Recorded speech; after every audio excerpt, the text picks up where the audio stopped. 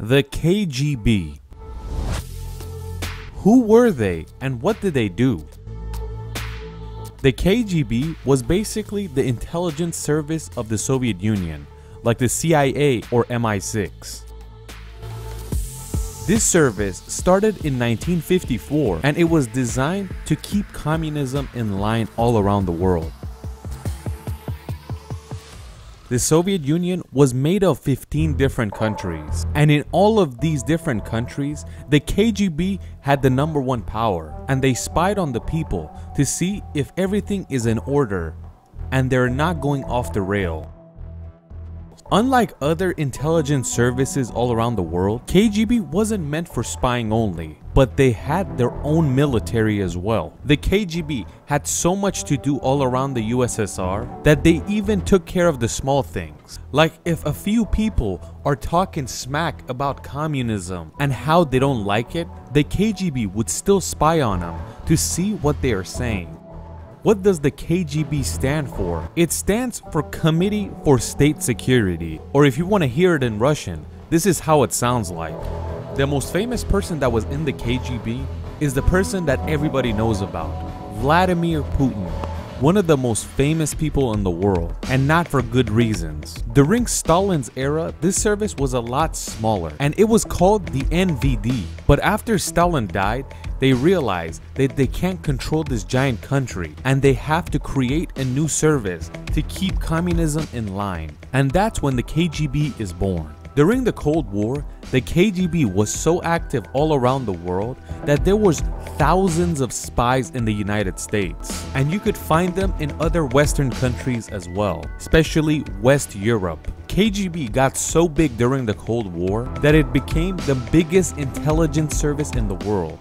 Experts say you could compare KGB agents to the Nazis, and the reason they say that is that if they hear a household is talking smack about communism, they would enter that home, and when they actually realize that they are anti-communism, they will kill them in their own house. This is what the Nazis did to the people that were against their regime. But the KGB had other missions as well. If they were planning on killing someone, they would look out how they were built like and what age they are.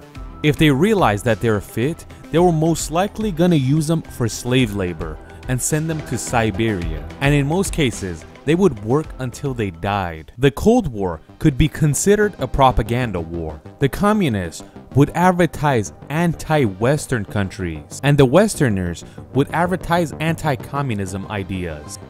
One from the other would try to convince their people that the other side is bad. Nearing the end of World War II, the Allies knew that they had won the war, and it's the end. One of the smart things the Americans did is that they predicted that when this war is over, we are 100% gonna be against the communists. It is true that we are allies in this war together, but it's not gonna take long before we are enemies. When World War II ends, the US had about 10,000 Russian citizens in their country, and that's why they started keeping tabs on them and see what they're doing. Even though the Americans were this strict since the beginning, but the KGB agents would still slip through and they couldn't be caught. And it was in a way where all over the US there were KGB spies.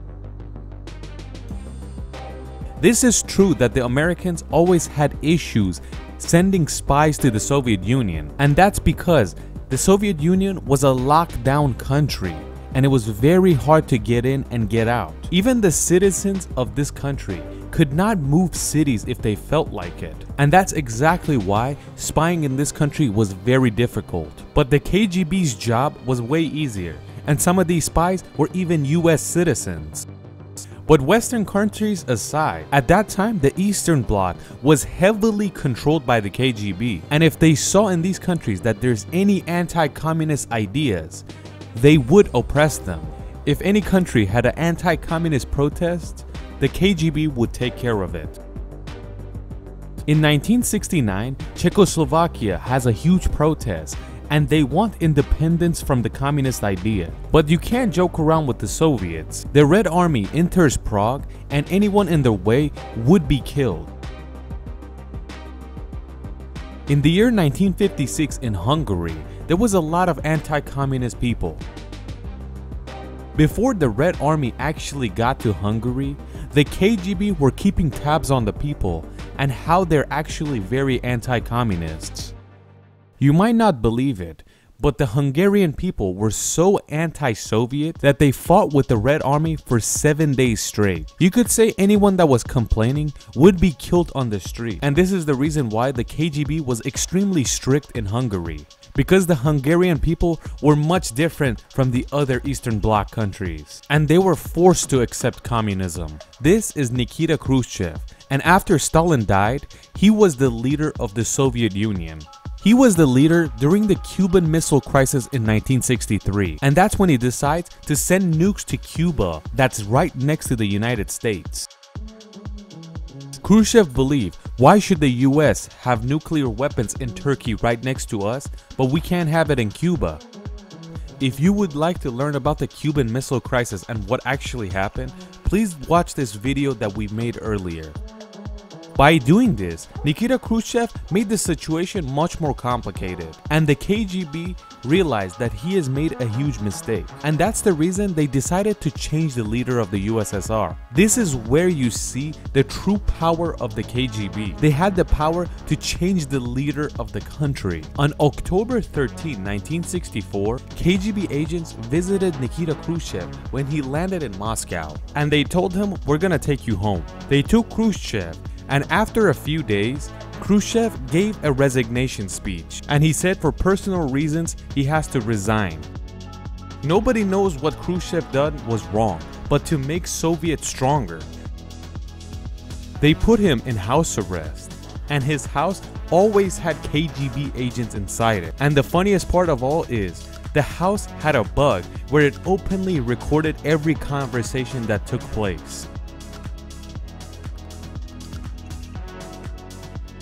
So how do we know that the KGB did this? Because no news came out of the Soviet Union.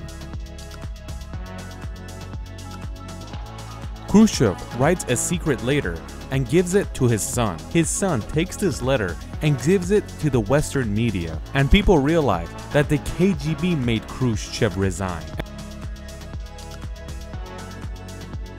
Another thing the KGB agents did is that to enter countries and make them communist. One of the countries that they almost reached success was in Bangladesh. Mujibur Rahman, the leader of Bangladesh, was trying to create a democracy, but all of a sudden he goes 180 and becomes a dictator. It's not obvious who did this, but this only lasted about 6 months, and him and his entire family were murdered. It was not obvious who did it, but a lot of people say that it was the West that killed them, and if they didn't kill him, Bangladesh would be a communist nation, so it makes sense that it was the Westerners. And you guys know in the 1980s what the Soviets did to Afghanistan. They took over Afghanistan and tried to force communism, but the people of Afghanistan resisted and didn't allow the communism to happen. After that happened, this country has not seen the light of day. Either way, the last leader of the Soviet Union in 1991 was Mikhail Gorbachev, and with the policies he intended, he basically collapsed the Soviet Union, and the country was separated to 15 different nations. It is true that the KGB's power slipped away, but one of the agents to this organization now runs the country, and that's Vladimir Putin. Either way, after the Soviets collapsed, this organization ended, and the Russians created a new intelligence service, which is called SVR.